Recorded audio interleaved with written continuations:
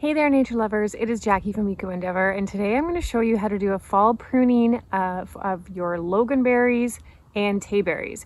So behind me, I have a Loganberry and a Tayberry, and they are different, even though in my neck of the woods, people kind of interchange Tayberry versus Loganberry. But basically, it's a cross between a blackberry and a raspberry, and they grow similar to blackberries.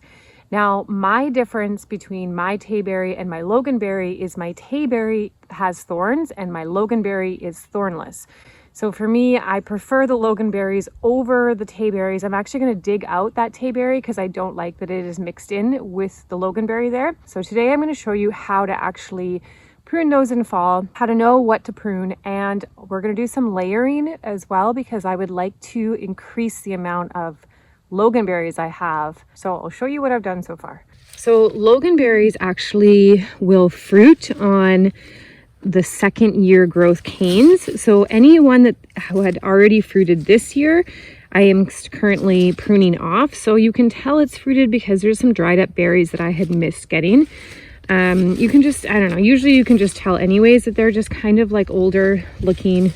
This here is a new cane running along the ground here. Again, my thornless Loganberry. That is a wild blackberry, ignore that one. So these guys here are where they're going to fruit next year. So these canes I do not want to prune off.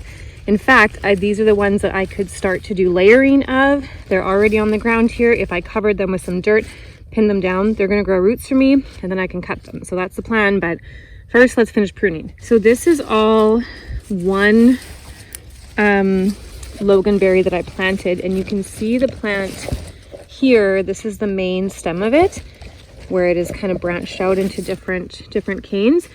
And then this is my Tayberry that I do not like because it has thorns. It's a little miserable. They're not little thorns like raspberries, like they're pretty serious thorns. If you have a chance to buy a thornless variety, it's definitely worth the investment. I actually got this one for free from a neighbor, and yeah, it gave me so much delicious fruit this year. So this is a perfect example here of one that I'm going to prune because this one fruited this year. It will not fruit again next year. So I'm going to go as far down as I can to find the base of the plant here. So I'm going to go back to here and prune here and pull this one off. This big beautiful cane here has not fruited this year. So this will be one, look how big it is. This will be one that will fruit next year. So I definitely want to keep that one. And we'll do some layering on this because it is, it's a big one. Look how far it goes here. So anything that's been sticking out of the fencing, the deer have been nibbling. You can see this is a new cane, this is a new cane, and this is this year's growth too. This one as well is last year's. So I'm going to prune here and prune off this one and then leave these three for next year. Actually, these four. 1, 2, 3, 4 beautiful thick new canes for next year, and these will all fruit for me. All right, now you can easily see where the 4 new canes are that will give me lots of fruit next year. And then the ones that I pruned off mainly from here and this one and here. So trellising them makes it a lot easier to pick them, creates better airflow, all that. It also makes it easier for the birds to eat them though. So for me right now, because I have just so much going on with building the hempcrete home and whatnot, I'm not going to worry about trellising them. I'm going to leave them as ground crawlers because I really don't mind that. And it makes it easier to do layering because I do want to make as many of these plants as possible to move them around the whole yard and as my food forest area grows, because Loganberries are freaking delicious. They are by far my favorite berry. Actually, no, I love all berries, but they're pretty good.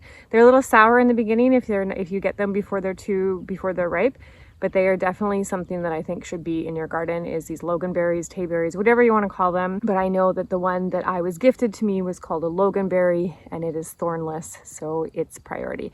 So I'm actually going to dig out this other Tayberry that I have here, and I might even sell this one because I just don't have time for thorns in my life. So let's dig that one out now. So here is the Tayberry. This was purchased from the store, labeled as a Tayberry. It's not as annoying as I would say like raspberries that kind of sucker everywhere and pop up. I haven't noticed any spreading from this.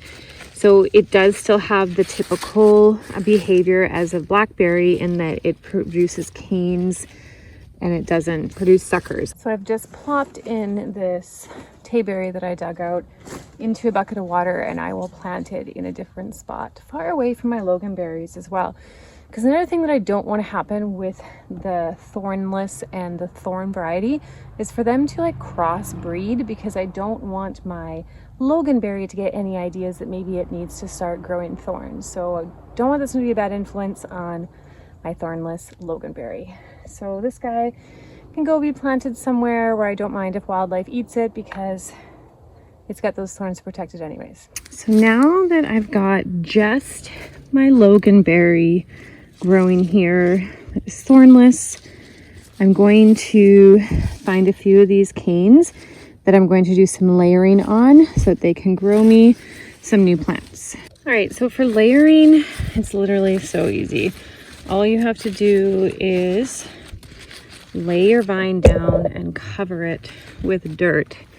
And come spring, I will have some new baby plants that have been rooted out, and you can even trim off some of the leaves if you want. Now, if you're worried about your vines like popping up, put a rock on the stem. So again, this whole spot here should be covered in soil and mulch, and that's it. That's all you got to do for layering. So now what I want to do is to also take some cuttings so that I can propagate those as well. Just to have more. I just want more. It's always good to try both techniques, the layering and the cuttings, because you want to increase your chances of success. So in case there is something that happens to the ground ones, at least you've got some that have also been from cuttings. Ideally, we're again taking your cuttings from the new growth from this year. So where I had pulled that one out of the fencing there where the deer had been trimming, I'm actually going to take cuttings from those guys, because plants like to respond to stress by putting out even more growth. Those ones that have had the stress of the deer chewing on them, they keep pushing out new leaves and growths, and they are branching out in different areas. So I know if I take those cuttings, they're going to give me good healthy roots, because it's a stress plant, and a stress plant actually does tend to want to root more. The really big canes that are woody, we're not doing hardwood, we're doing softwood cuttings right now, which means they're still bendable and pliable. So this one here, I have bent this cane over to do the layering down here, and because this keeps going this way wanting to grow out, I'm actually gonna take a cutting here, a cutting here, and I'll let this one go here, but I'm just going to take two cuttings from that to propagate, and actually maybe that one over there as well. All right, so these are all the cuttings that I took from, again, the new growth that is new this year. They did not fruit. I'm going to pot them all up in here because this is fall, which means that it is perfect time to be taking those cuttings, because they're going to root out in the winter, and then come spring, when they're still dormant, I will take them out of the pot and repot them up to be able to then sell or to move around the garden. So what you want to do is you want to pinch off all of the bottom growth here, and you want to make sure you have at least 2 nodes in the soil, because this is where they are going to grow their roots from. So this one as well, you can see, has had a ton of deer pressure, but the result of the deer pressure is to create increased branching, which I think is going to be beneficial. Now, if you have rooting hormone, you can dip them into rooting hormone and then pop them in your plant. I do have it, but I'm just too lazy to go and get it right now. So what I'm going to do instead is just pop it in and let nature do its thing. This one I'm going to get my pruners and cut into 3 separate ones. So I'm going to leave that one for now. This guy here, I'm going to pinch off this one There should be 2 nodes to go in. I'm gonna pinch off the bottom here. You could be using your pruners. I just left them in the garden. This is a lazy gardening channel over here. Okay, cut these 2 off. Put some more nodes in. Them all in one pot. You could put them all in separate pots, but why bother? Why bother? You don't really need to. Having clean pruners is always advisable, but I gotta be honest with you guys, I rarely clean my pruners unless I'm pruning fruit trees that already have a disease. Because life is busy and plants still grow. They still grow. You are, yes, maybe transferring bacteria, but also like good bacteria too. So anyways, I mean, maybe don't follow that advice. Clean your pruners. It is best practice, but also your plants will grow even if you cut them with dirty pruners. So for this one here, I'm going to pinch off all of the leaf nodes, all the leaves. And then there'll be 3 nodes that'll be going in. You can cut on a nice angle, dip it in that hormone if you want to, but they will grow. They will grow regardless. If you are doing a cutting of something that is like notoriously hard to grow, then you should follow all the rules and be very specific. But something like Loganberry that grows like very well, you can be a little more careless with it. I'm sure these will all, maybe not all, you don't always get 100% success rate, but generally it's pretty easy to propagate these guys. All right, those are all of my cuttings. 12 Loganberries / Tayberries. Neither Loganberries because they are the thornless. So 12 of them, hopefully 100% will grow, but generally probably not. They are going to focus on growing roots because it is going to be dormant season soon, and come spring I will be able to separate them and to transplant them where I want them to be, or to sell them as bare root plants, because I am starting a little plant nursery, which I'm going to do a video about that soon, because I like accidentally on purpose inherited like 200 new plants for my permaculture food forest. I don't even know what all of them are yet, so I think that's going to be a fun video of me just asking for help to identify some of these very unique, very cool edible perennials. But yeah, anyways, that's it for today. Thanks for watching, and I'll see you guys in the next video. Bye!